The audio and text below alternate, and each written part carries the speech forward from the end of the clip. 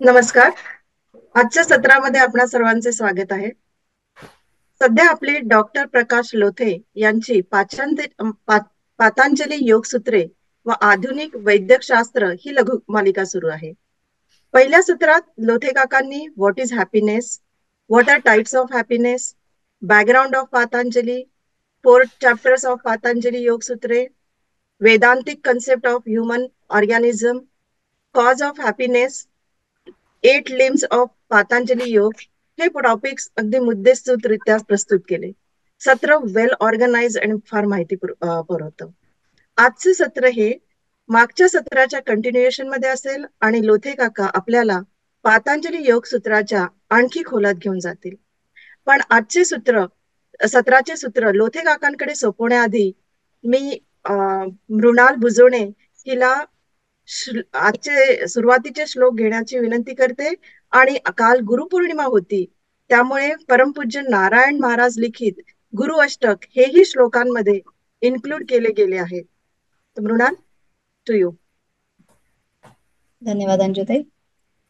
जय श्रीराम. तुम्हाला सगळ्यांना गुरुपौर्णिमेच्या खूप मनपूर्वक शुभेच्छा आणि अशी आशा करते की तुम्हाला सगळ्यांना आपल्या सद्गुरूंचे आशीर्वाद भरभरून मिळालेले असतील. तुम्हाला त्यांचं प्रत्यक्ष दर्शन झालं असेल तर तुमच्या भाग्याचा हेवा. आणि सुरुवातीच्या श्लोकांना सुरुवात करते. सद्गुरुनाथ महाराज की जय.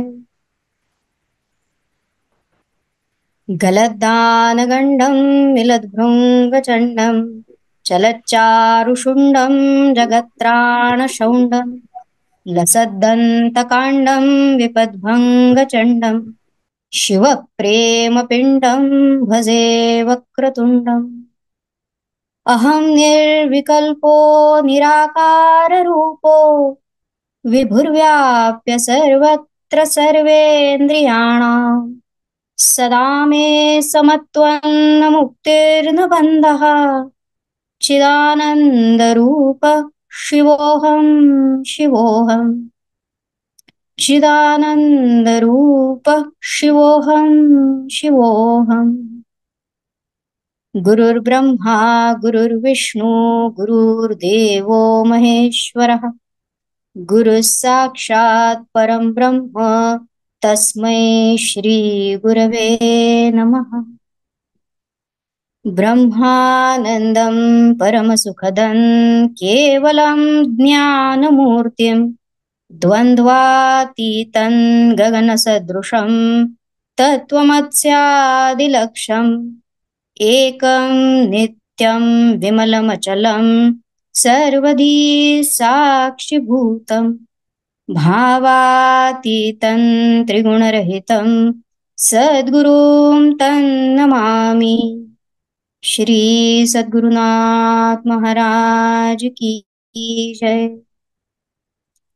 आता गुरु अष्टकाला सुरुवात करणार आहे मी. गुरुचं आपल्या आयुष्यातलं महत्व उद्धृत करणारं खूप सुंदर श्लोक आहे हा. अष्टक आहे. शांतपणे ऐका. गुरु सर्वसाक्षी गुरु ज्ञानदाता गुरु तारितो संकटी नित्यगाता गुरु नाम घेता तुटे सर्व चिंता गुरुची भीती जाळते ती कृतांता. सॉरी विसरले. मला सांगतेस का दुसरी ओळ? गुरुच्या भयचा काळ जाती गुरुच्या पळोनी काळ जाती पळोनी गुरुच्या पदी वृत्ती येती वळोनी गुरु नाम घेता तुटे दुःख वार्ता गुरुची भीती जाळते ती कृतांता. गुरु रक्षितो जानरा पामराशी गुरु नाम ध्याता बहुपुण्य राशी गुरुच्या गुणे सद्गुणा वाढ होता गुरुची भीती जाळते ती कृतांता. गुरु ब्रह्ममानी गुरु विष्णू जाणी गुरु सर्वश्रेष्ठात श्रेष्ठत्वाणी गुरु शंभु जाणी गुरु सर्व करता गुरुची भीती जाळते ती कृतांता.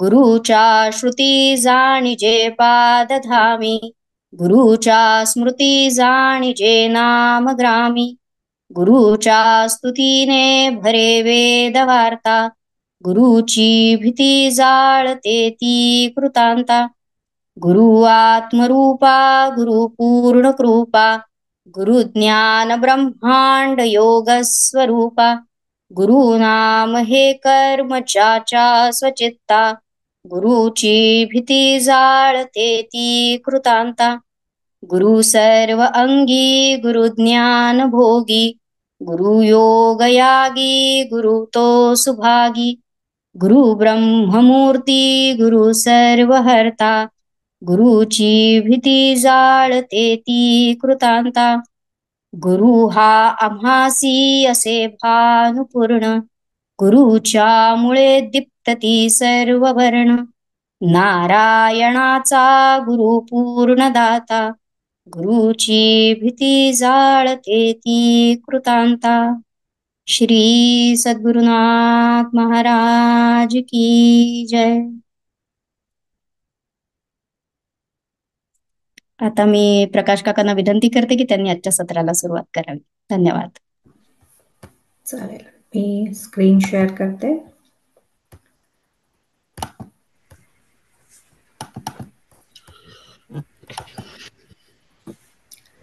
दिसतंय काका? हो, दिसतंय. ओके, ही आपली लास्ट स्लाइड होती मागच्या सत्रातली.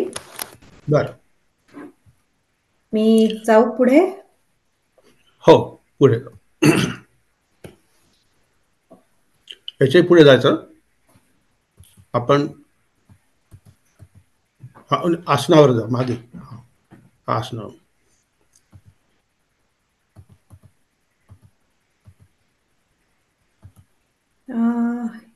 इथे थांबा. नमस्कार. मागच्या वेळा आपण बरीच चर्चा केली. ती मुख्यतः हॅपीनेस म्हणजे सौख्य म्हणजे काय, आनंद म्हणजे काय, आयुष्यात खरा आनंद किंवा खरं सुख कुठलं आहे आणि कशा प्रकारे मिळतं. आणि पतंजली योगसूत्र हे सुखाची गुरुकिल्ली आहे, ही तुम्हाला मी दाखवण्याचा प्रयत्न केला मागच्या वेळा. आपण सगळे जाणता की योगसूत्र हे एखाद्या टेक्स्टबुक सारखं आहे. त्यात अगदी पायरी पायरीने वर्णन केलं आहे की सुरुवातीपासून शेवटी मोक्षापर्यंत योगी कसा पोहोचतो. हे सगळं ज्ञान पूर्वीच उपलब्ध होतं. ते पतंजलींनी एकत्र एडिट केलेलं आहे. आणि त्यातले जे 8 लिंब आपण मागच्या वेळा बघितले, त्यातले पहिले 2 आपण त्याच्याबद्दल चर्चा केली. आता आपण यावेळा आजच्या सत्रात मुख्यतः योगासनं आणि प्राणायाम या 2 गोष्टीवर आपण भर देणार आहोत. आणि त्यातला तुमच्यापैकी किती लोक योगासनं करतात? Can you raise your hands?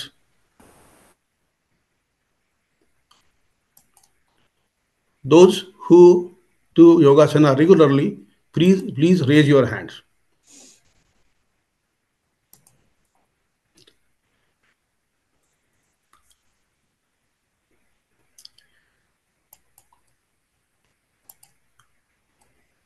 अरे काय स्नेहल कोणीच करत नाही. हा आहे, राजन मोडक करतात. ठीक आहे. जे लोक ऑलमोस्ट ओके असं कळतं की बहुतेक सगळ्यांना करता, तर फार चांगली गोष्ट आहे. पण जेव्हा तुम्ही योगासनं करता तेव्हा ते का करता हा प्रश्न तुमच्या मनात कधी कधी येत असेल. आणि त्याच्याकरता योगासनाच्या पुस्तकामध्ये लिहिलं असतं की त्यामुळे इम्प्रूव्ड फ्लेक्सिबिलिटी अँड परफॉर्मन्स, लवचिकता वाढते, मसलचा टोन वाढतो आणि जॉईंट्स, मसल्स, लिगामेंट्स याच्यातलं ब्लड सर्क्युलेशन वाढतं. तर ब्लड सर्क्युलेशन वाढलं की it facilitates the repair and regeneration of the cartilage and increase secretion of the fluid, prevents joint stiffness आणि डिस्यूज ॲट्रॉफी आणि रेग्युलरायझिंग गॅस्ट्रोइंटेस्टिनल फंक्शन, या सगळ्या गोष्टी होतात. आणि याशिवाय स्पिरिच्युअल त्याचे फायदा आहेतच, पण ॲक्च्युली कसे होतात याबद्दल बरंच संशोधन झालं आहे, पण ते मुख्यतः भारतात झालेलं आहे. आणि भारतातले जे रिसर्च पेपर्स असतात ते पाश्चिमात्य देशातल्या जर्नल्समधून पब्लिश व्हायला खूप त्रास होतो. आणि मुख्यतः काही प्रमाणात अज्ञान म्हणा, काही प्रमाणात क्रेडिबिलिटीचा प्रश्न, त्यामुळे तो रिसर्च इकडे पब्लिश होत नाही. पण आजकाल भारत, अमेरिकेत सुद्धा किंवा युरोपात खूप प्रचंड प्रमाणात योगासनं करणारे लोक आहेत आणि नवीन नवीन फॅसिलिटीज अवेलेबल झाल्या आहेत, जसं MRI. आणि MRI विषयी तर फंक्शनल MRI. फंक्शनल MRI मध्ये दिसून पडतं की तुम्ही जेव्हा योगासनं करता, जे रेग्युलर योगासनं करणारे लोक आहेत अनेक वर्ष, त्यांच्या ब्रेनचा जर MRI केला, फंक्शनल MRI, तर दिसतं की विशिष्ट मेंदूमधले विशिष्ट जे भाग आहेत ते थोडेसे मोठे झालेले आहेत किंवा जास्ती सॉलिड झालेले आहेत, म्हणजे ते जास्त प्रमाणात सिनॅप्सिस निर्माण झाले आहेत.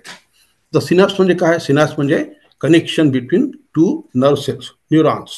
जसं दोन हात धरावे तसं प्रत्येक न्यूरॉनला असे आम्ही प्रोसेसेस म्हणतो, आणि ते त्याला एक्झॉन्स आणि डेंड्रॉन्स म्हणतात. डेंड्रॉन्स कनेक्ट झाले की दोन हात मिळवावे, त्याप्रमाणे they are connected to each other. हे सिनॅप्सिस तुम्ही जितक्या प्रमाणात आसना करतात त्याप्रमाणे वाढत जातात. आणि त्याचा फायदा काय की इव्हेंच्युअली तुम्ही तेच योगासन उत्तम प्रकारे एक्सपर्टली करू शकता. तर BKS अय्यंगार, त्यांचं नाव तुम्ही ऐकलं आहेच. वयाच्या 92व्या वर्षी ते धनुरासन उत्तम प्रकारे करू शकायचे. 92व्या वर्षी. त्याच्यावरून सिद्ध होतं की ब्रेनमध्ये चेंजेस होतात जेव्हा तुम्ही कुठलंही आसन करतात. मी काही आसनं करतो, सगळे करू शकत नाही वयोमानानुसार, पण जी आसनं करतो तेव्हा तेव्हा आम्हाला जाणवतं की मला झाल्यानंतर बरं वाटतं. आता बरं कोणाला वाटतंय? मेंदूला वाटतं, मेंदूतल्या सेल्सला, प्रत्येक सेलला बरं वाटतं. आसनांमधून एक महत्त्वाची गोष्ट नेहमी होते, ती म्हणजे तुमच्या जॉईंट्सला आणि मसल्सला आणि लिगामेंट्सला जास्ती ब्लड सप्लाय जातो. कुठल्याही जॉईंटचा ब्लड सप्लाय त्या मसलमधून आणि लिगामेंटमधून येत असतो. आणि जेव्हा त्याला पुरेसा ब्लड सप्लाय मिळतो तेव्हा it gets more oxygen and more nutrition. म्हणून तिची कार्टिलेज असते त्यातली, प्रत्येक joint it articulates with each other. तेव्हा दोन बाजूला दोन कार्टिलेज असतात आणि दे आर्टिक्युलेट लाईक दिस. जेव्हा त्या कार्टिलेजला पुरेसं ब्लड मिळत नाही किंवा ऑक्सिजन मिळत नाही, तेव्हा हळूहळू ते झिजतात, वयोमानावर सुद्धा ते झिजतात. म्हणून आर्थरायटिस मुख्यतः म्हाताऱ्या लोकांना होतो आणि it's just plain simple wear and tear. त्या एकमेकावर घासतात आणि it creates inflammation. Inflammation produces pain. Pain झालं की मनुष्य ते जॉईंट वापरणं बंद करतो. ते जॉईंट वापरणं बंद केलं की इथे जे मिले ना नंबर D, डिसयूज ॲट्रोफी, म्हणजे बाजूच्या मसल्स होतात त्यांना कामच नाही, त्या हळूहळू झिजून जातात, लहान होतात, मग होल थिंग गेट्स वर्स. म्हणूनच ते म्हणतात की keeping your joint body in motion is very important. याबद्दल जो काही रिसर्च झाला आहे त्याचे कॅनडातले प्रख्यात न्यूरो सायंटिस्ट आहेत. He is considered the Guru of modern neuroscience. त्यांनी म्हटलं आहे की जेव्हा तुम्ही कुठलीही क्रिया करता तेव्हा ते जे दोन तिथले जे नर्व सेल्स असतात कनेक्ट होणारे, तिथे ते जास्ती प्रकारे स्ट्रॉंग होतात. I am telling you in a most ordinary terms, पण जेव्हा ते इंटरॅक्ट करतात एकमेकांशी तेव्हा those nerve cells become strong. Actually it's coming from the brain. कुठली क्रिया तुम्ही करता, जसं साधं तुम्ही मस्त असं जरी केलं तरी first of all I have to think मला हे करायचं आहे.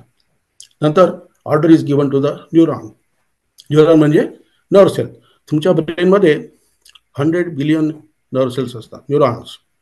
Neuron is a functional unit of brain किंवा नर्वस सिस्टीम. ते neuron it sends a electrical signal by a nerve किंवा बाय ए ट्रॅक किंवा ए फायबर. त्या फायबरला म्हणतात ॲक्सॉन. आणि हा ॲक्सॉन एक तर दुसऱ्या न्यूरॉनला सांगतो काही, आणि किंवा राईटली टू द मसल. जेव्हा ते कनेक्शन असतं त्या कनेक्शनला सिनॅप्स म्हणतात. त्या सिनॅप्समध्ये मी तुम्हाला दाखवू शकतो सिनॅप्स पुढे, आणि त्याच्याकरता तुम्हाला आय विल शो यू पुढच्या स्लाइडवर एका जावं लागेल. Please go head to the slides beyond 50. Go to the slide beyond 50. roll it up, down,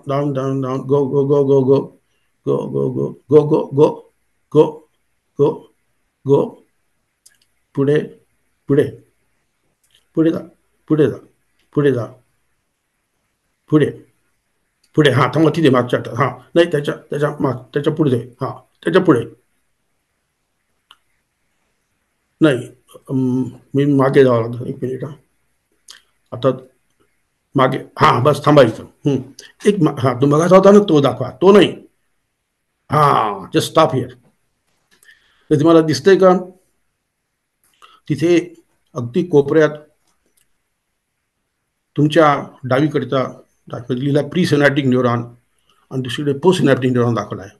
तर हे एकमेकाला कनेक्ट झालेले आहेत, नाही का. त्याच्यामध्ये हे बाजूला ते जंक्शन आहे, त्याला सिनॅप्स म्हणतात. तिथून तुम्हाला जे छोटे छोटे व्हाईट डॉट दिसतात ना, it is actually the molecules of some त्याला न्यूरो ट्रान्समिटर म्हणतात. कारण कॉमन न्यूरो ट्रान्समिटर तुम्ही ऐकलं असेल, सिरोटोनिन, डोपामिन, ॲड्रिनालिन, नॉर ॲड्रिनालिन वगैरे, एट्रोपिन, ॲसिटिल्कोलिन. तर हे दुसऱ्या न्यूरॉननी पिकअप केले जातात, आणि that's how the transmission of an impulse goes. Finally it reaches your muscle, आणि ते मसल शोते कॉन्ट्रॅक्शन झालं की तुमचं जॉईंट हलतं. आम्ही जर हे असं केलं तर इथली जी मसल आहे तिला सिग्नल मिळाला, मग ती कॉन्ट्रॅक्ट झाली की असं झालं. इकडचा झाला की इकडच्या मसलला मिळालं, कॉन्ट्रॅक्ट झाली की ते सरळ झाला. त्याला फ्लेक्सर्स आणि एक्सटेन्सर म्हणतात. आता एवढा सांगण्याचा उद्देश काय? उद्देश असा की जितकी तुम्ही ते जास्ती वापरता योग्य प्रकारे, तितक्या प्रमाणात ते जास्ती चांगले डेव्हलप होतात. आपण मागच्या स्लाइडकडे जाऊ परत. Go back to the slide that we were on asanas.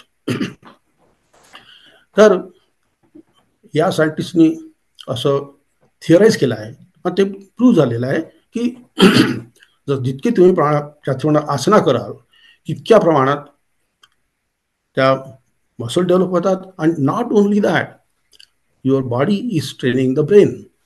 शरीर मेंदूला ट्रेन करतो आहे. तसं एखाद्या कुत्र्याने त्याच्या मालकाला ट्रेन करावं की नाही, त्याप्रमाणे. आणि हळूहळू इट बिकम्स ए परफेक्शन. म्हणूनच काही वर्षानंतर तुम्ही योगासनं उत्तम प्रकारे करू शकता. तुमच्यापैकी जे योगासनं करतात, आणि hope everybody does that, Modak साहेब करतात, मला नक्की माहीत आहे, त्यांनी हात वर केला. तर त्यांचा सगळ्यांचा अनुभव आहे की तुम्हाला काही प्रमाणात त्याच्यावर खूप कॉन्सन्ट्रेट करावं लागतं. तुम्ही एकदा प्रयत्न करा, यू आर कम्प्लिटली डिस्ट्रॅक्टेड, खिडकीच्या बाहेर बघता, गाणं बघता, somehow it doesn't happen. At least मी जेव्हा डोळे बंद करतो, म्हणजे हॉरिझॉन्टल झोपला असताना, आणि करतो योगासन, आणि आय फोकस ऑन माय नी, when a knee is bent, I focus on my back when the back has to be extended. I focus on my part of the body that is doing the asana. आणि मग एकदम ते चांगलं होतं. त्याच्याकरता distraction नको. आता याचा अर्थ काय की योगासनाचा जो स्पिरिच्युअल ॲडव्हान्टेज आहे त्याला BK अय्यंगार म्हणतात सेंट्रिपिटल बेनिफिट. म्हणजे body teaching the brain, improves the focus and concentration. Thus, it lays the foundation for successful meditation. आता मी इथे लिहिलं आहे, asanas make the outer 3 tunics healthy. आता आपण मागच्या वेळा ती एक स्लाइड बघितली होती. Can we go back to the slide of human organism as Vedantic concept? Go back.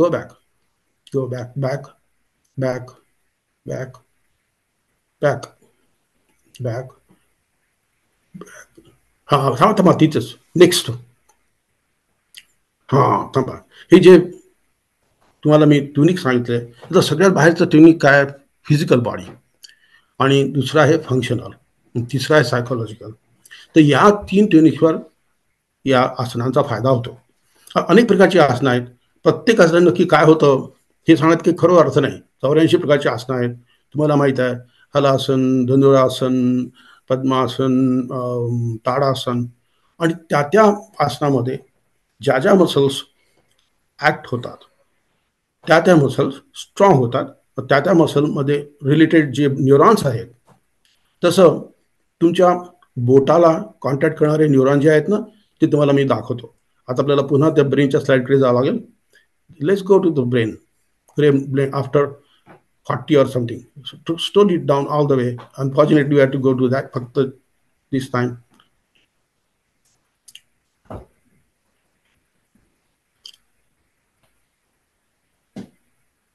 Go back. Go down.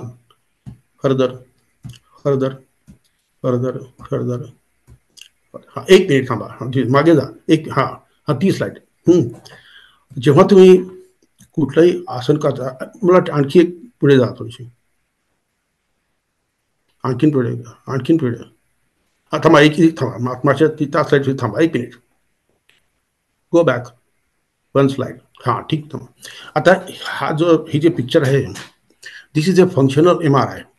तर फंक्शनल MRI काय, तुम्हाला सगळ्यांना बहुतेक MRI झाला असेल. Most people had MRI done. I had my MRI done for my back, आणि माझ्या पत्नीचा MRI झालेला आहे. त्या वेळापर्यंत everybody had some MRI done. आता MRI बाई, हा जो MRI आहे, this just moving the fingers like that. Just imagine की जेव्हा तुम्ही योगासन करता, अनेक प्रकारचे स्नायू तुम्ही संकुचित करता, रिलॅक्स करता, तर तेव्हा या ब्रेनमध्ये दरवेळा इट इज क्रिएटिंग सिग्नल, आणि प्रत्येक is related to a group of neurons. These neurons create more synapses create more expertise. तुम्ही बघितलं असतील जिम्नॅस्टिक्समध्ये, विशेषतः ऑलिम्पिक लेवलची जिम्नॅस्टिक्स लाईक सिमोना बाईल्स. आता सिमोना बाईल्स, ती मुलगी 4 फूट उंचवडी मारून बरोबर त्या पॅरलल बारवर लँड होते, दरवेळेला पडत नाही. हे काय, this is all development of the brain. आता this is just the cortex. याच्याशिवाय आपल्या डोक्याच्या मागे खाली मेंदूचा जो भाग आहे, त्याला सेरिबेलम म्हणतात.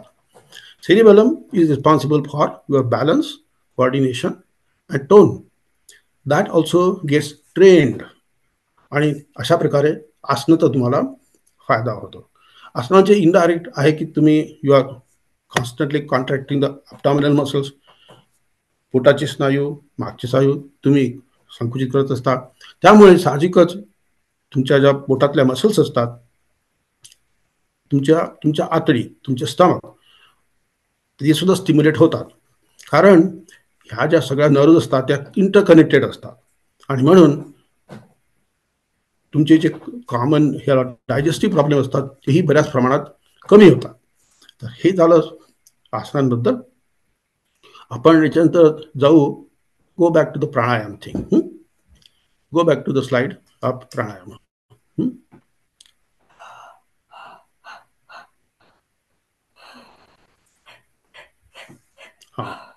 आणखीन एक मागे जा. 1 मिनिट. पुढचं एकदा 1 मिनिट. आसनांबद्दल पुन्हा सांगायचं असं की of course you must learn it from a good teacher. Choose the ones you enjoy. प्रत्येक आसन रोज केलं पाहिजे असं काही नाही.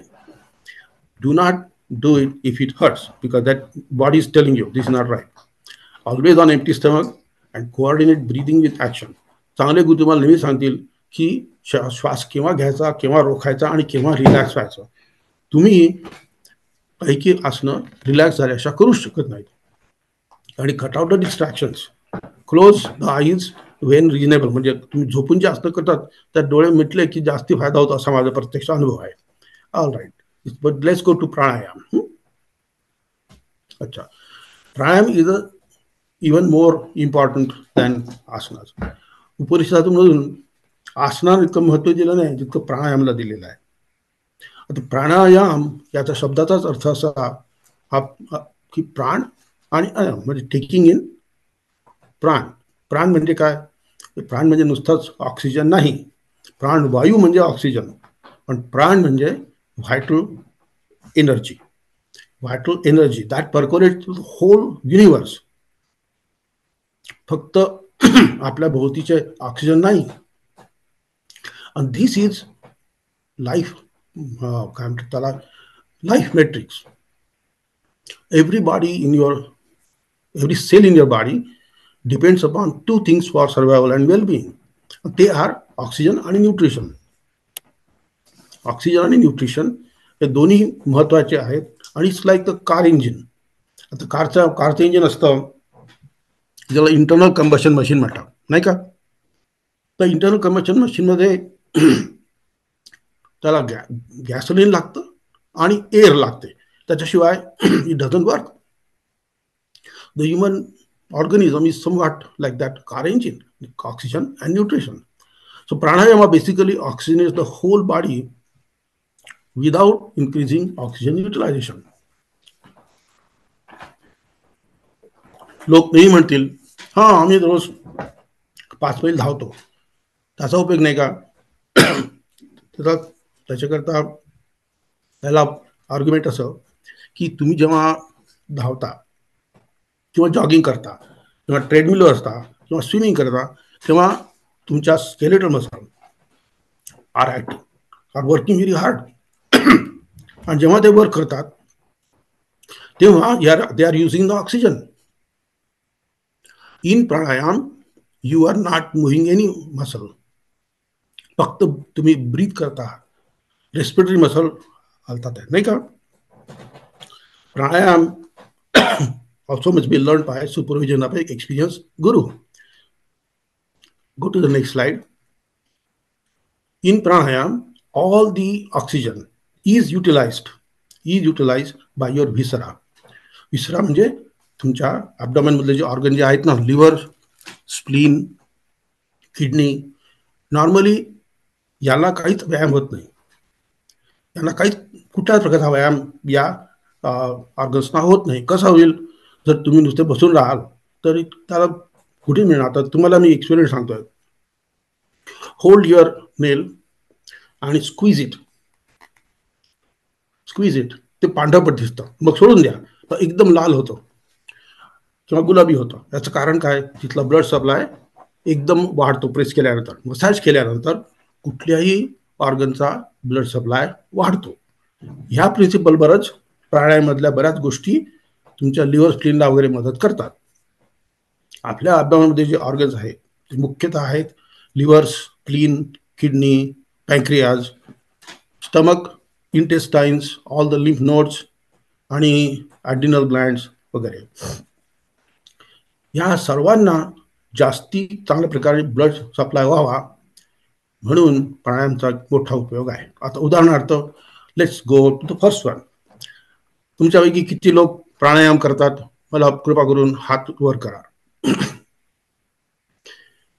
Raise the hands. बघू अजून. अच्छा, छान, गुड गुड गुड, फारच छान.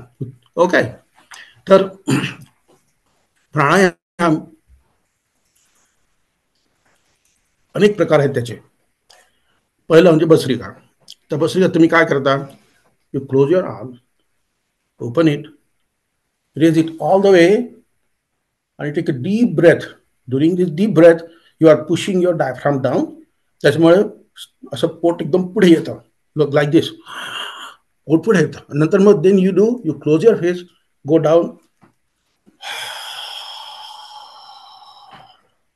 काय होतं की सगळा we are exhaling, सगळा ऑक्सिजन बाहेर पडतो आहे. आणि तो जो तुमचा डायफ्राम आहे, diaphragm is a muscle wall which separates from chest cavity from the abdominal cavity. तो वर जातो. तर दरवेळा तुम्ही भस्त्रिका केल्या, तर मी एका वेळा 30 की 40 वेळा भस्त्रिका करतो सकाळी उठल्याबरोबर. काय होतं की not only getting rid of all the carbon dioxide, सगळा बाहेर पडतो आहे. I am getting more oxygen because of recoil. I am taking deep oxygen. And second thing is pushing the viscera constantly, is pumping it. त्याला अशा प्रकारे त्याला press करतो सोडतो, प्रेस करतो सोडतो, त्याच्यामुळे ते जास्त ब्लड मिळतो. याहीपेक्षा आणखीन एक महत्त्वाची गोष्ट म्हणजे आपल्याला कदाचित तुम्हाला लंगची अनाटॉमी माहीत नसेल, पण मी तुम्हाला ती आता दाखवतो. Unfortunately it's in the other end of the thing. तुम्ही असं करा की नंबर 50 स्लाईडवर जा, code number slide number 50, roll it all the way down down down down down. तुम्हाला दाखवतो काय होतं. कुठल्याही डीप ब्रिदिंगमध्ये, इन्हेलेशन आणि एक्झलेशनमध्ये काय होतं ते तुम्हाला दाखवतो मी. नाही, त्याच्या थोडंसं अगोदर, त्याच्या अगोदर हा बस थांबा, तिथेच थांबा. त्याच्या पुढे हा आता हे दाखवा स्लाईड. हा बघा, हा थांबायचं. आता काय झालं बघा. हे तुमचे लंग्स आहेत. Every lung has 1 billion they call alveoli. What is alveolus? हे बघा, राईट साईडच्या भागात असे फुग्यासारखं दिसतं की नाही, बबल रॅप सारखं, that is the alveolus. Alveolus is a place where actually oxygen exchange takes place. ते बघा तुम्ही ते. Each alveolus is surrounded by a capillary bed. या कॅपिलरी मधून कार्बन डायऑक्साईड डिफ्यूज होऊन तो आत येतो आणि अल्व्हिओलामधला जो ऑक्सिजन असतो तो ब्लडमध्ये जातो. मग ते ब्लड शेवटी it goes through the heart and heart pumps it to the rest of the body. So body gets oxygen. Now the air is coming from the nose. Nose पासून येतं बघा तुम्ही. आता तिथे तुम्हाला निळं दिसतंय ना, ते लेफ्ट डार्कमध्ये नेस कॅव्हिटी. तिथून इट गोज टू ट्रेकिया, त्याला आपण विंड पाईप म्हणतो. दिस इज द ट्रेकिया. आणि इथून स्प्लिट्स, 2 ठिकाणी स्प्लिट होतं ते. आणि 2 ठिकाणी, आणि शेवटी कुठे जातं ते, दीज आर द लंग्स आणि there are 1 billion in each of them. तुमच्या नॉर्मल रेस्पिरेशनमध्ये ॲट रेस्ट, जेव्हा तुम्ही एक्सरसाइज करत नसता, प्राणायाम करत नसता, तेव्हा फक्त 1/3 of this alveoli are open. पण जेव्हा तुम्ही भस्त्रिका करता किंवा कपालभाती करता किंवा उज्जाई करता, तेव्हा 3 टाइम्स मोर अल्व्हिओलाई ओपन अप. त्यामुळे किती जास्ती प्रमाणात ऑक्सिजन तुम्हाला मिळतो याची कल्पना करा. कल्पना करा एक फिश नेट, कोळ्याचं जाळं फोल्ड करून ठेवलं, नुसतं पाण्यात टाकलं तर त्यात एकही मासा अडकणार नाही. पण कोळी ते जाळं ओपन करून पाण्यात फेकतो, मग त्यात अनेक मासे अडकतात. त्याप्रमाणे जितका जास्ती सरफेस एरिया तितक्या प्रमाणात ऑक्सिजन जास्ती येतो. त्यामुळे तुमच्या बॉडीला प्रत्येक वेळा प्राणायामामध्ये जास्ती ऑक्सिजन मिळतो. त्याचा प्रत्येक सेलवर परिणाम होतो. नॉर्मली आपलं जर ब्लड असतं त्यात maximum saturation is 96% of oxygen. पण जेव्हा तुम्ही प्राणायाम करता काही वेळपर्यंत, it increases the concentration. Each cell gets more oxygen. Each cell says thank you. Each cell becomes more efficient. कारण बॉडीची एफिशियन्सी ही खरोखरच ऑक्सिजन किती मिळतो त्याच्यावर अवलंबून असते. तर तुमच्या कारमध्ये it's not tuned up properly आणि पुरेसा एअर आली नाही, इट स्पटर्स, नाही का, धूर येतो, काळा धूर येतो बाजून बाहेर एक्झॉस्ट पाईपमधून. तसंच ते काही प्रमाणात आहे. आणि म्हणून ऑक्सिजन जेव्हा जास्ती मिळतो तेव्हा यू रिअली फील गुड. आता तुम्हाला एक एक्सपेरिमेंट सांगतो. तुम्हाला जर खूप असं आळशी वाटत असेल, विशेषतः सकाळी उठलं, कधी कधी तुम्हाला उठावंच वाटत नाही, खूप थकल्यासारखं वाटतं, आळशीसारखं वाटतं, त्यावेळेला काय करायचं की बाहेर जा आणि एक फक्त 5 मिनिटं भस्त्रिका करा किंवा कपालभाती करा. तुम्हाला एकदम उत्साह वाटेल, एकदम उत्साह वाटतो तुम्हाला. कारण काय की your brain is getting much more oxygen. You feeling good. The whole body, every cell has a mind. Every cell in your body feels good. When you are doing Avasrika or Kapalbhati किंवा उज्जाई प्राणायाम, तर हे या प्रमाणात सगळ्या बॉडीला जास्त oxygen मिळतो. याच्याशिवाय ज्या ऑर्गन्सला नॉर्मली ब्लड मिळत नाही त्यांना जास्ती मिळतं. उदाहरणार्थ लिव्हर. तुम्ही जेव्हा खूप धावधा पळता तर लिव्हरला कुठे हे मिळतो आहे, काही व्यायाम मिळतो आहे? लिव्हरमध्ये मसल्सच नाही, त्याला व्यायाम कुठून मिळणार आहे? Only way it gets is compressed and release, compressed and release, compressed and release. प्राणायामापैकी आपण 10 प्रकारचे, अनेक प्रकारचे प्राणायाम आहेत, तुम्हाला माहीत असतील ते सगळे. Let me list it. Bhastrika आहेत, त्याच्यानंतर स्टेप वाईज ब्रीदिंग आहे, मागे जाऊ शकता तुम्ही प्राणायामचे प्रकार. त्याचप्रमाणे उज्जाई प्राणायाम, हे आहे, त्याला शीतली प्राणायाम म्हणतात, तो असतो. नंतर चंद्रभेदन, सूर्यभेदन, याच्याशिवाय अनुलोम विलोम आणि अंतर्बंधक आणि बहिर्बंधक. तर प्रत्येक प्राणायाम सुद्धा या बंधामध्ये सुद्धा आपण विल गो टू भ्रमर बंध लेटर ऑन. पण याच्यात प्रत्येक वेळा एक लक्षात ठेवा की ज्या ऑर्गन्सला नॉर्मली ब्लड मिळत नाही तिथे मिळतं. आता अग्निसार करता तुम्ही काय करता की you take deep breath, exhale completely, आणि नंतर you breathe, you contract your abdominal muscles repeatedly 30-40 times, may be less or more. पण त्याच्यात एकदा तेच होत आहे की तुमच्या इंटरनल ऑर्गनना, म्हणजे लिव्हर, स्प्लीन, किडनी, पॅन्क्रियाज यांना एक प्रकारे मसाज केलं जातं आणि जास्ती ब्लड मिळतं. इतकंच नव्हे तर इंटेस्टिनमधून सगळं तुमचं न्यूट्रिशन तुम्हाला येतं. It is push toward the liver. जे लोक नियमित प्राणायाम करतात त्या लोकांमध्ये एक कॉमन फायदा म्हणजे त्या पुष्कळांचं A1C कमी होतं. माझा स्वतःचा अनुभव आहे. मी प्री डायबेटिक होतो. माझं A1C 6.9 होतं. डॉक्टरांनी मला सांगितलं तुम्ही आता हे औषध घ्या, ते औषध घ्या, हे खाऊ नका, ते खाऊ नका. अर्थात मी गोड खाणं जरा कमी केलं, ती गोष्ट वाद नाही. पण त्याच तुम्हाला मी प्राणायाम सुरू केला.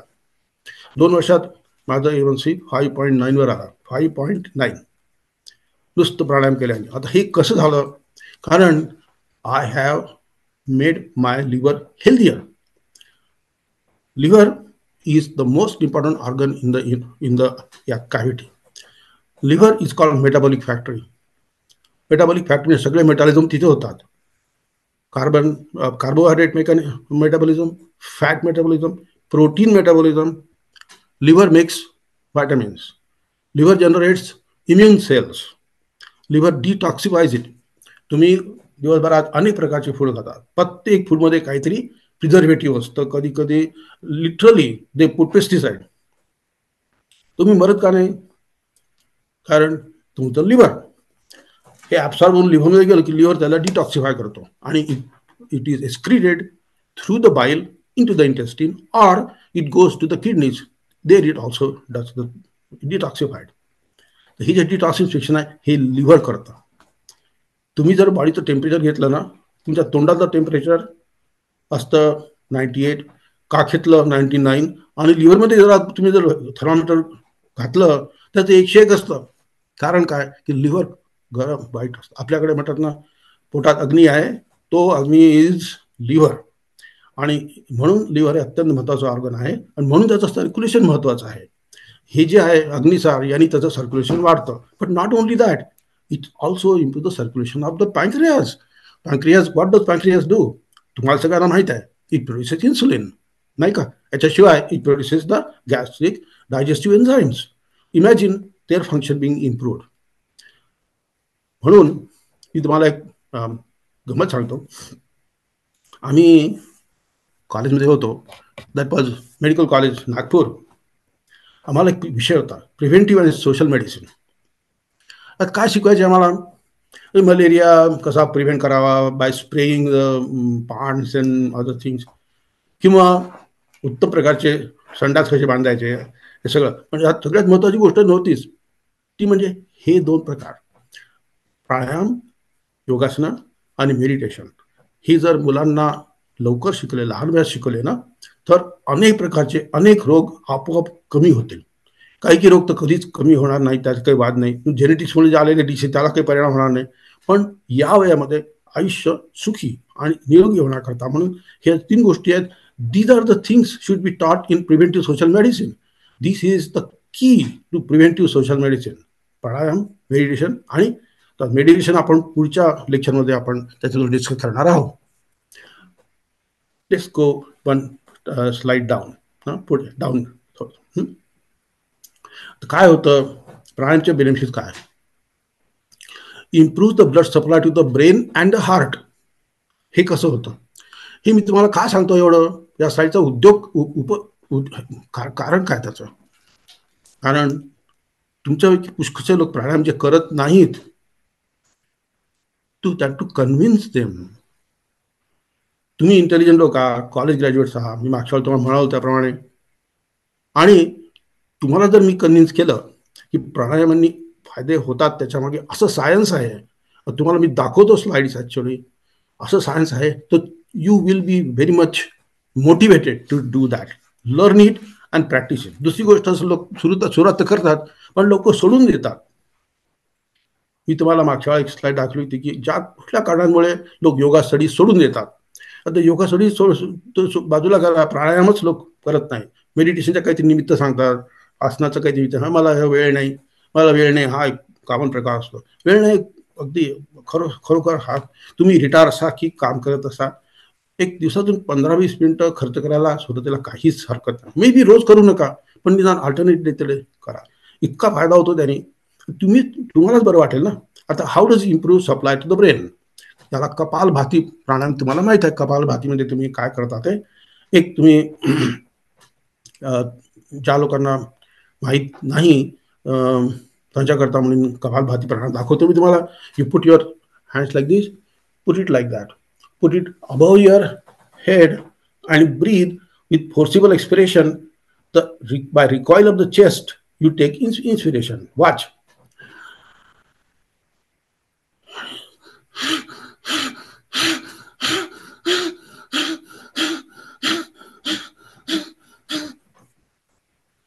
What I'm doing? Forced exhalation.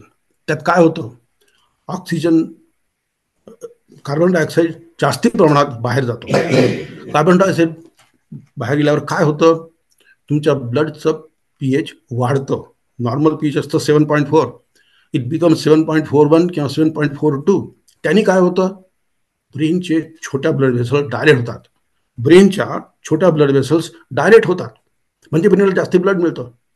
म्हणून त्याला कपालभाती म्हणतात. कपाल म्हणजे हेड, भाती म्हणजे तेज होतं. त्याचा सुंदर हा जो संस्कृत शब्द आहे ना, त्याचा अक्षरशः अर्थ असा आहे की brain gets more blood supply. Isn't that good? आम्ही मेडिकल कॉलेजमध्ये होतो, त्याच्यानंतर सुद्धा इथे अमेरिकेत आलो मी, तर पुष्कळदा we used to get children who had suffered drowning accident. हे मुलं हिवाळ्याच्या दिवसात लेकवर वगैरे पाण्स वगैरे खेळायला जातात, ते नीट फ्रीज झालेलं नसतं, ते एकदम थंड पाण्यात जातात, तिथे ते उठून जातात, काही केल्या काहीच करू शकत नाही. मग कोणी त्यांना वाचवलं, दे कम टू ICU. आणि ICUत काय करत असतील, to save this child, they hyperventilate this child. How do they hyperventilate? Machine असते ना ती, रेस्पिरेटरी मशीन बघितली असेल, आणि त्याच्यामुळे त्याच्या ब्रेनला जास्ती ऑक्सिजन मिळतो, आणि त्यातलं जे चान्सेस ऑफ अनॉक्सिक डॅमेज त्याची शक्यता कमी होते. आता याचप्रमाणे it gives more blood supply to the heart. Imagine its long term benefit. आपल्या सगळ्यांना बहुतेकांना हार्ट डिसीज होतो या वयामध्ये, विशेषतः पुरुषांना. याचं कारण काय आहे?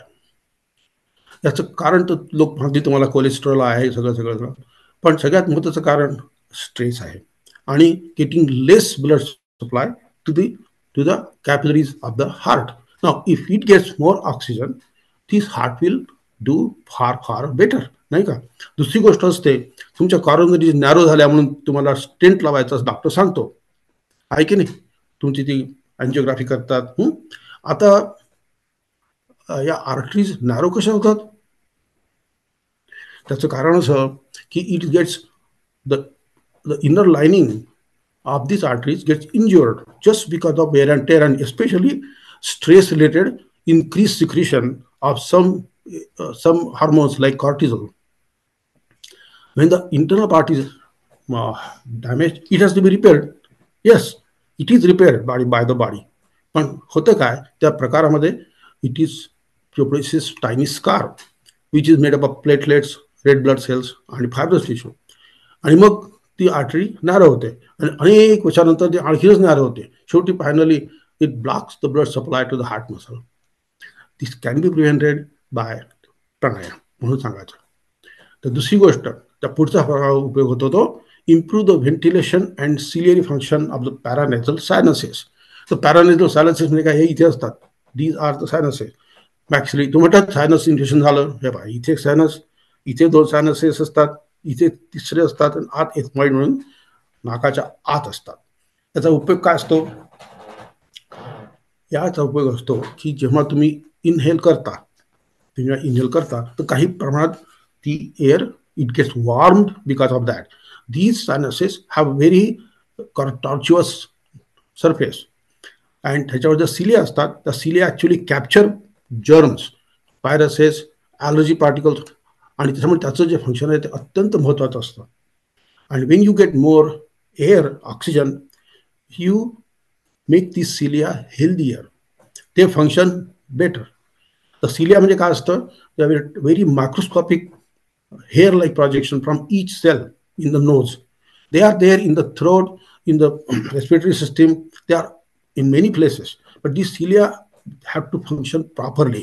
They beat like a seaweed असतं की seaweed मागे पुढे तसं they beat, and they beat always outside to get rid of all the unnecessary things. But nose also makes sinuses make the air that going in warm. ह्याच्यामुळे सायनसिसचं महत्त्व असतं. आता दुसरी गोष्ट अशी की तुम्हाला भ्रमरी प्राणायामात मी तर सांगितलं त्याचा काय फायदा आहे तो, पण let us go first with the what does it optimizes fat, protein and carbon metabolism by improving the oxygen of the hepatic cells. hepatic म्हणजे liver, which is abdominal lock, ज्याला आपण हे म्हणतो की नाही, ज्याला म्हणतो आपण उडियान बंध म्हणतो, आणि दुसरं म्हणजे बहिर्कुंभक असतो. या दोन्हीमध्ये यू आर ॲक्च्युली, मी तुम्हाला सांगितलंच, it is massaging your liver and improving the blood supply of the liver. Liver is a very unique organ. त्याला जर प्रत्येक ऑर्गनला एक आर्टरी असते, वेन असते. लिव्हरचं उलट, लिव्हरला 2 ठिकाणून ब्लड सप्लाय, एक म्हणजे आर्टरी आणि दुसरी म्हणजे portal vein. Portal vein collects all the blood from the intestines and brings it to the liver, आणि मग ती it ends in the liver and again त्यावेळी येतात. मग हिपॅटिक व्हेन मग तिथून निघून it joins the inferior vena cava which goes to the heart. तर याच्यामुळे लिव्हरचं सर्क्युलेशन वाढतं आणि त्यामुळे फॅट, प्रोटीन आणि कार्बोहायड्रेट मेटाबॉलिझम इम्प्रूव्ह होतं. आता याचा पुरावा काय आहे? अनेक लोक जे नॉर्मली प्राणायाम करतात ते तुम्हाला सांगतील की प्राणायाम सुरू केल्यापासून त्यांचा क्रेविंग कमी झाला आहे. Food craving. तर फूड क्रेविंग काय होतं की तुमचं ब्लड शुगर एकसारखं हे झालं, काय म्हणतात त्याला, फ्लक्च्युएट झालं, तर खालीवर खालीवर खालीवर. जेवणापूर्वी 60 मिलीग्राम आहे, जेवल्यानंतर 200 मिलीग्राम आहे. हे जे फ्लक्च्युएशन आहे ना, याचं कारण improper functioning of your liver cells. आणि जेव्हा तुम्ही त्या इनफ ऑक्सिजन मिळेल तेव्हा प्रत्येक सेलचं ॲक्शन इम्प्रूव्ह होते. त्याच्यामुळे तुमचं फूड क्रेविंग कमी होतं, म्हणजेच ब्लड शुगरचं फ्लक्च्युएशन कमी होतं. दुसरा भाग आहे तो इन्सुलिनचा. इन्सुलिन येतं पॅनक्रियासमधून, त्याला जर अप्रोप्रिएट ब्लड सप्लाय मिळाला तर it creates insulin at a steady stage. तुम्हाला माहीत असेल ऑलरेडी की जे लोक खूप लठ्ठ असतात, विशेषतः ज्यांचं पोट खूप मोठं असतं ना, त्याला आम्ही डॉक्टर ॲब्डॉमिनल ओबेसिटी म्हणतो. It is the worst type of obesity. तुमच्या पाठीवर, तुमच्या बटवर जास्ती फॅट आलं तर काही फरक नाही पडत, पण abdominal obesity is very well known by research beyond any doubt. It predisposes to diabetes, hypertension, early heart attack and cancer. And why does it happen? Because तुमचं पोट मोठं असलं की, पोट मोठं म्हणजे काय, तिथे फॅट आहे, ब्लबर, आणि ब्लबर असल्यामुळे the excursions of the abdominal muscles are diminished. त्या लिव्हरला पुरेसा ऑक्सिजन मिळत नाही, तर हळूहळू ते डिजनरेट व्हायला लागतं, आणि मग शेवटी ते develop what they call metabolic syndrome, in which the liver has infiltration of fat. And this is all because liver is not getting thing, and this is the pranayam. हे सगळे प्राणायाम मुळे त्या लिव्हरची हेल्थ इम्प्रूव्ह होते. चौथं, boosting the immune system by oxidation of spleen, lymph nodes and liver. The immune system तुम्हाला कदाचित माहीत असेल की immune system is made up of 2 main component. एक म्हणजे सेल्स आणि दुसरे म्हणजे गॅमा ग्लोबुलिन्स. आणि हे सेल्स कुठून येतात, गॅमा ग्लोबुलिन कुठे निर्माण होतात? Liver, spleen and lymph nodes. हे सगळं कुठे आहे? ॲब्डॉमेनमध्ये आहे. आणि त्यांना जास्ती ऑक्सिजन मिळायचं असेल तर काय करायचं? There has to be movement of blood into them. तुम्ही जेव्हा अग्निसार करता तेव्हा त्याच्यात हाच मोठा फायदा आहे. तुमच्या शरीरात एक 1000 लिम्फोड असतात, 1000 त्यातले 300 की 400 फक्त तुमच्या पोटात असतात. पोटात म्हणजे मी ॲब्डॉमिनल कॅव्हिटी म्हणतो. काही तुमच्या काखेत आर्मपिटमध्ये असतात, काही गळ्यामध्ये असतात, काही मागच्या बाजूला असतात, काही ग्रॉईनमध्ये म्हणजे जांघेत असतात. पण सगळ्यात महत्त्वाचं म्हणजे they are in your abdomen and they get more blood आणि त्यातून they become healthier. Any organ which gets good amount of oxygen, good amount of nutrition is a healthier organ. आणि म्हणून you produce better and more efficiently all the gamma globulins. Gamma globulins are the globulins which attach to the bacteria or virus and kill it. Macrophages म्हणजे त्याला मी plasma sale किंवा macrophages म्हणतो. They are also produced by these. And what do? They eat up. They literally gobble up and kill them. So हे सगळे जे तुमचं immune system आहे that gets better oxygenation by these. हे जे व्यायाम डिस्क्राईब केले ना, जसं आता स्वतःही सांगितलं तुम्हाला, अग्निसार सांगितलं, नंतर भस्त्रिका सांगितलं, या सगळ्यामुळे ते होतं. आणि चौथी गोष्ट म्हणजे improving the digestion of the increase secretion of enzymes from intestine, pancreas and stomach. आता या सगळ्या ऑर्गन्सला जास्ती ब्लड मिळालं तर naturally you will secrete more enzymes, नाही का? माझा अनुभव आहे, प्रत्यक्ष अनुभव आहे की आपल्याकडे लॅक्टोज इंटॉलरन्स या वयात खूप कॉमन असतं. असं म्हणतात की अबव द एज ऑफ 70, तर तुमच्यापैकी 70च्या वर किती मला माहीत नाही, पण जे कोणी असतील ते almost 70% people develop lactose intolerance. तर लॅक्टोज इंटॉलरन्स म्हणजे काय? तुम्ही दूध पचवू शकत नाही. दूध त्याला पिल्यानंतर तुम्हाला पोट दुखणं, गॅस होणं, डायरिया वगैरे होतो. हे का होतं? कारण तुमच्या इंटेस्टिनमध्ये असतात lactose producing cells which produce enzyme called लॅक्टेज.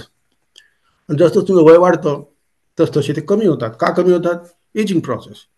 पण they will get much faster. This will happen much faster if you are not doing any exercise. जेव्हा तुम्ही एक्सरसाइज करता तेव्हा इंटेस्टिनला पुरेसं ऑक्सिजन मिळतो आणि त्याच्यामुळे this healing process of the lactase producing cells gets better. वयोमानाप्रमाणे यू लूज सेल्स. म्हातारपणात they say you are losing almost 100,000 cells every day in the brain alone. साहजिकच हळूहळू सगळ्याच गोष्टी डिमिनिश होत जातात, सगळे फंक्शन्स कमी होतात. पण त्यातलं एक कॉमन फंक्शन म्हणजे दूध पचवणे. मग ते होतं लॅक्टेजमुळे. आणि लॅक्टेज प्रोड्युसिंग सेल्स जे असतात ते इंटेस्टिनमध्ये असतात, सेकंड पार्ट ऑफ इंटेस्टिन, ज्याला आम्ही हे डेज्युनम म्हणतो. आणि वेन द सेल्स, त्याचं रिप्लेसमेंट व्हायला पाहिजे ना. सेल्स तर रोज जातच असतात पण they have to be replace. तरुण वयात ते पटकन होतं. म्हातारा वयात replacement of the dead cells is not so efficient. म्हणूनच अनेक दुखणी सुरू होतात. पण this is done better when you are exercising at least with pranayama. रोज तुमच्या बाहेर जायला वेळ नसतो, YMCA जायला, जॉगिंग करायला. कधी कधी तुमच्या हेल्थ प्रॉब्लेम, आर्थरायटिससारखा हेल्थ प्रॉब्लेम, तुम्ही काही गोष्टी करूच शकत नाही, पण निदान तुम्ही प्राणायाम करू शकता. They will help you bring down. My personal experience is that my lactose intolerance has diminished when I started doing the pranayam. आणि तुम्हाला आता पुढचं एक महत्त्व सांगतो, ते म्हणजे भ्रमरी प्राणायाम. भ्रमरी प्राणायाम खूप रिसर्च झाला आहे, पण तो सगळा इंडियामध्ये आहे. इथेच तर काही प्रमाणात झाला आहे. आणि त्यातला 2 महत्त्वाचे खूप इंटरेस्टिंग पॉईंट आहेत पहा, ते तुम्ही नीट लक्षात घ्या. आपली बॉडी एक गॅस निर्माण करत असते, त्याचं नाव असतं nitric oxide. Chemical formula NO. आता हे नायट्रिक ऑक्साईड कुठे नाही तुमच्या बॉडीमध्ये, तुमच्या डाएटमध्ये नायट्रेट्स असतात. जसं विशेषतः फ्रूट्स, व्हेजिटेबल्स आणि काही मीट्स, याच्यात नायट्रेट्स असतात. These nitrates are going to intestine, right? and they are acted upon by the bacteria. The bacteria produce gas in the intestine. Bacteria always produce gas when they digest something. It is a byproduct.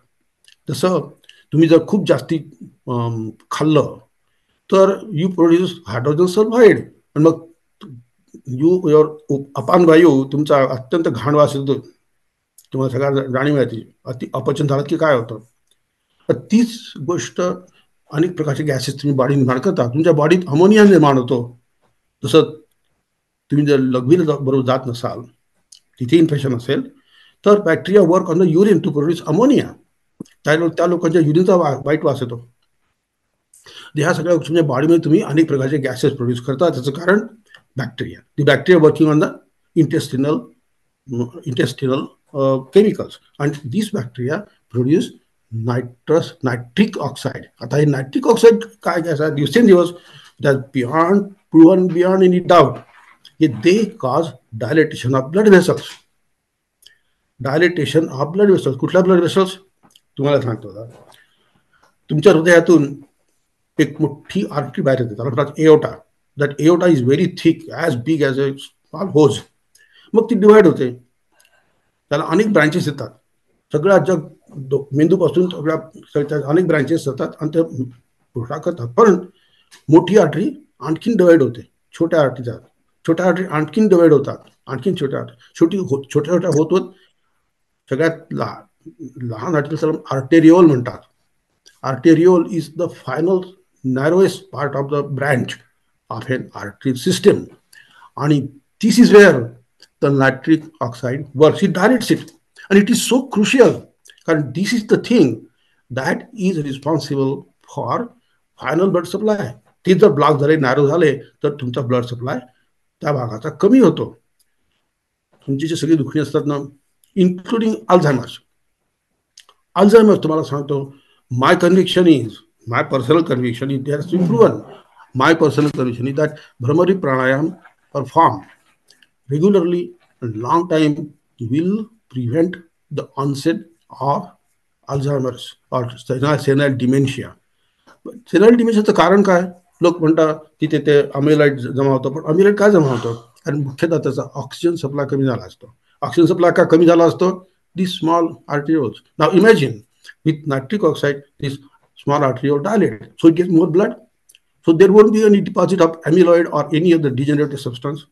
And these are the byproducts of incomplete oxygenation of certain chemicals in the brain. So you can indirectly say that these have a strong argument to prove की त्यामुळे अल्झायमरचा आपण प्रतिबंध करू शकतो. आणि this is the one thing.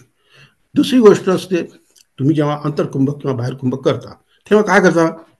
तुम्ही you hold the breath. म्हणजे काय होतं?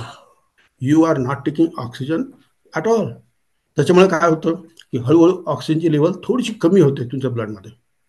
आणि this is sensed by your cells which are using the oxygen. मी तुम्हाला सांगितलं, शेवटी प्रत्येक सेल ब्रीथ करत असतो.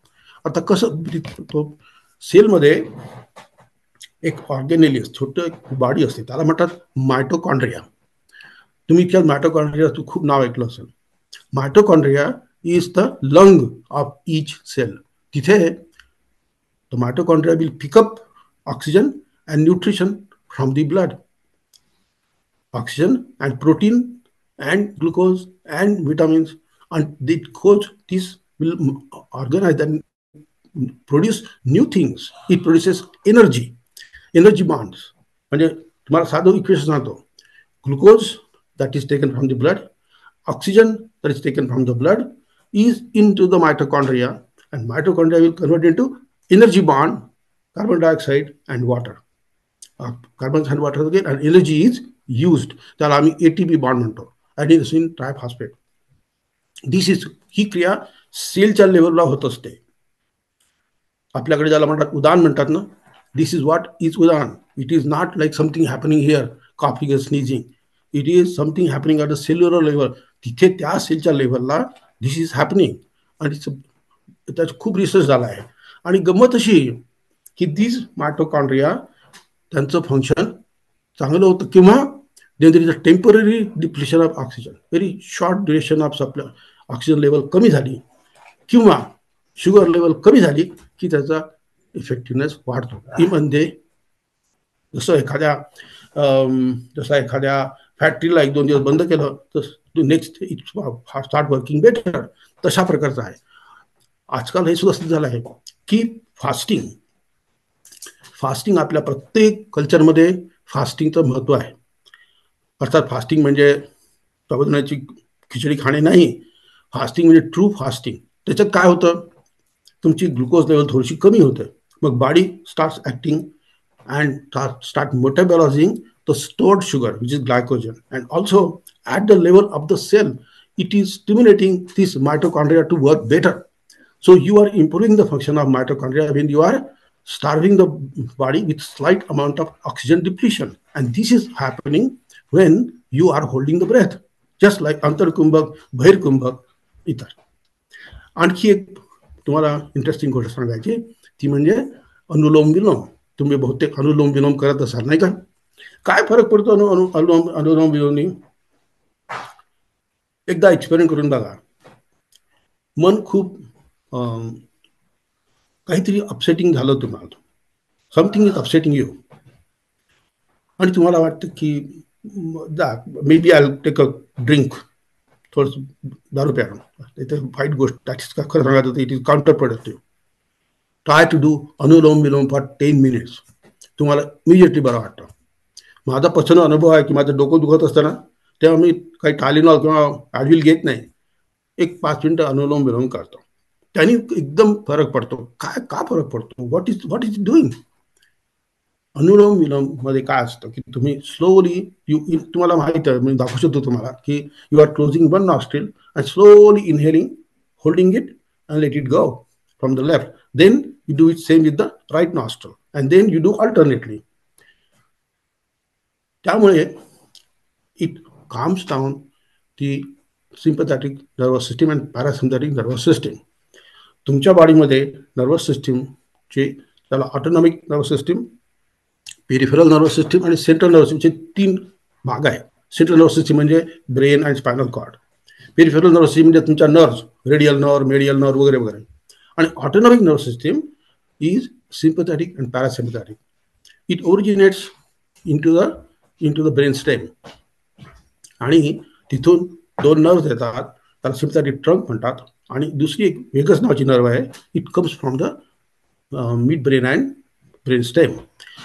These are what is the function of sympathetic and parasympathetic. कदाचित तुम्हाला माहित असेल. Sympathetic says yes yes yes, parasympathetic says no no no. Sympathetic will dilate your sympathetic will constrict your sphincters. It will accelerate your heart breathing and will actually dilate your bronchial tube. The whole thing is to give more oxygen to the body, make it more efficient. आणि त्याचे काही neurotransmitter असतात. दुसरा भाग असतो parasympathetic. It does to balance it. ह्या दोन्ही गोष्टी बॅलन्स होण्याकरता म्हणून अनुलोम विलोमचा उपयोग होतो. हे का होतं? कारण अनुलोम विलोम करताना तुम्ही जे करता आहात त्याच्यामुळे you are training your respiratory centre. आता मी तुम्हाला ती स्लाइड दाखवतो. Please go back to the end slides. शेवटच्या स्लाइड्स मध्ये जा, तुम्हाला दाखवतो कुठे आहे ते. त्याच्या पुढे जा आणखीन खाली जा. त्याच्या ज्या एक मिनिट पुढे जा.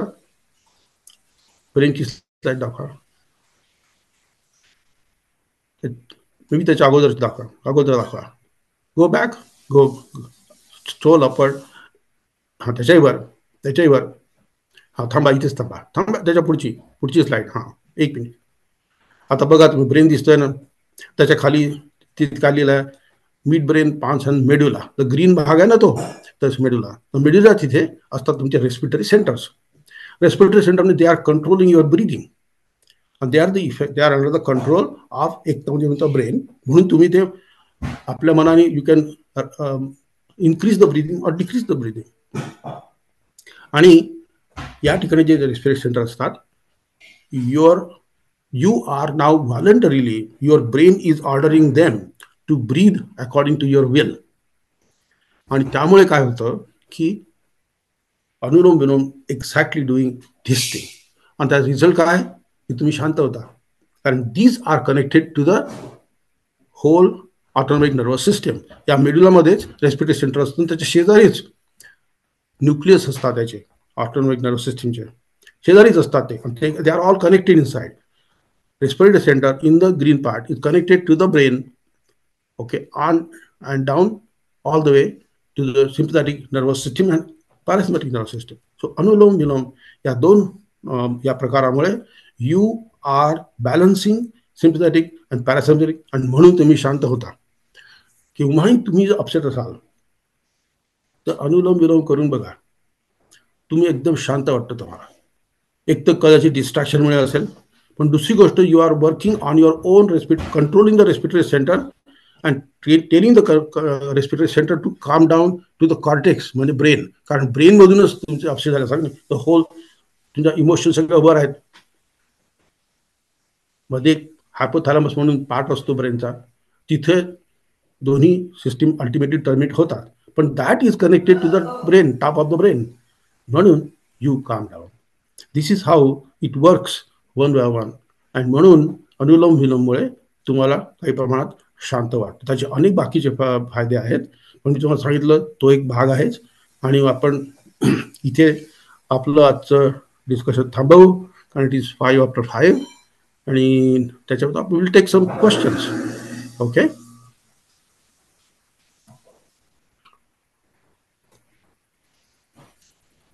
फारच इन्फॉर्मेटिव्ह सेशन झाला हा, माहितीपूर्ण. तुझा आवाज ऐकू येतो रे? हो. उमाजी, तुम्हाला जर काही प्रश्न आहे का? पण प्रश्न असले तर आपण शेवटी घेऊ, नाही तुमचा हात खाली केला तर बरं होईल. आपण आता भजन सेवेकडे वळू. त्याआधी सूचना की जर कुणाला प्रश्न असले तर तुम्ही चॅटमध्ये जरी लिहिलेत तरी चालतील, नाही तर आपण शेवटी ज्यांना प्रश्न असतील त्यांना हात वर करायला सांगून त्या ऑर्डरने घेऊ शकतो. आज भजन सेवा देण्यासाठी आपल्या बरोबर आहेत वैदेहीजी. वैदेही, आय थिंक आता मी कॅमेरा ऑन आहे. Okay, good. सेवा कराया शुद्धमती द्यावी. आणि शुद्धमती हे काही अंश आज आपल्या चर्चेत झालाच आहे तो विषय, तर मग भजनही आपलं त्याच अनुषंगाने होईल अशी अपेक्षा आहे. वैदेही, तुमच्याकडे कंट्रोल देतो. आदरणीय प्रकाशजींना नमस्कार. इथे उपस्थित सर्वांना पण माझा नमस्कार. ऐकू येत नाही नीट? आवाज मोठा करवाय ते. हा, ठीक आहे, झालं आता. छान. आता येते. आदरणीय प्रकाशजींना नमस्कार. इथे उपस्थित सर्वांना पण माझा नमस्कार. आता मी सुरू करते. सेवा कराया शुद्धमती द्यावी, सेवा कराया शुद्ध. वैदेही, आवाज खूपच लहान आहे, थोडा मोठा घे. सॉरी, किंवा थोडी जवळ ये याच्या. हो. आता येतोय? व्यवस्थित आहे. सेवा कराया शुद्धमती द्यावी, सेवा कराया शुद्धमती द्यावी, माणुसकीने सगळ्याला सगळ्याला.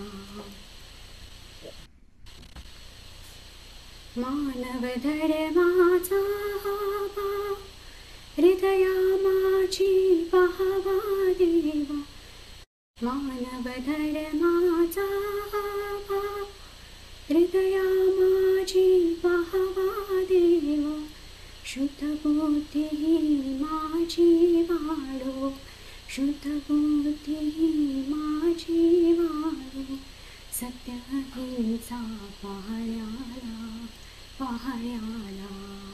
सेवा कराया शुद्धमती द्यावी, माणुसकीने सगळ्याला सगळ्याला.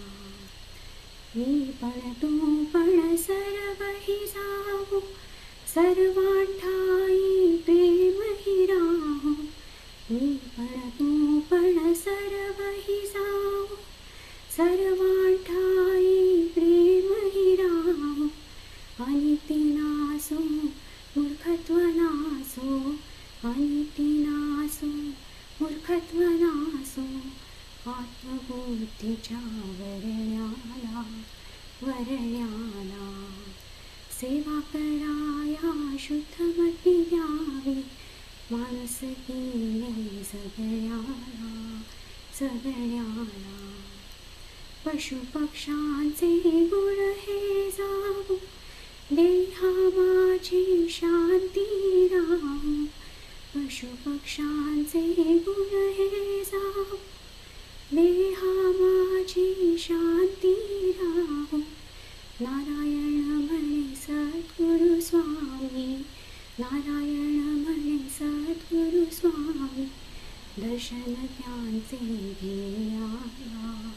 घेण्याला सेवा कराया शुद्धमती द्यावी सेवा कराया शुद्धमती द्यावी माणुसकीने सगळ्याला सगळ्याला श्री सद्गुरुनाथ महाराज की जय. धन्यवाद वैदेहीजी. प्रश्नोत्तरांकडे वळू आपण. चॅटमध्ये मला काही प्रश्न दिसत नाहीयेत, पण जर कोणाला काही प्रश्न असलाय तर अवश्य आता हात वर करून तुम्ही प्रश्न विचारू शकता.